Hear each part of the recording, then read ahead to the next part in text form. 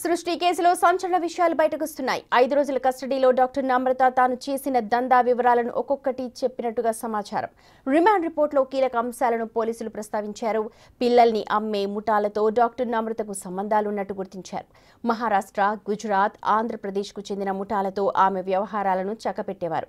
పిల్లల్ని కొని అమ్ముతున్న నందిని, హర్ష, పవన్లతో సంబంధాలు నెరిపారు. గతంలోనూ పిల్లల్ని అమ్ముతూ ఆ ముగ్గురు అరెస్ట్ అయ్యారు.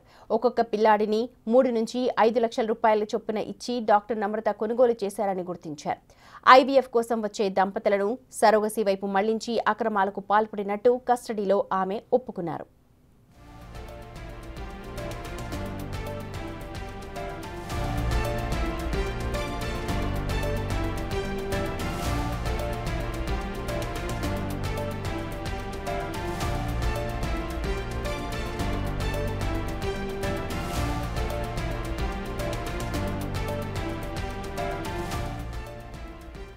నందిని, హర్ష, పవన్ ఈ ముగ్గురు కలిసి ముఠాగా ఏర్పడి కొన్నేళ్ల నుంచి పిల్లల్ని విక్రయిస్తున్నారు. హైదరాబాద్లో మరో 4 సెంటర్లు కూడా పిల్లల్ని అమ్మినట్టుగా గుర్తించారు.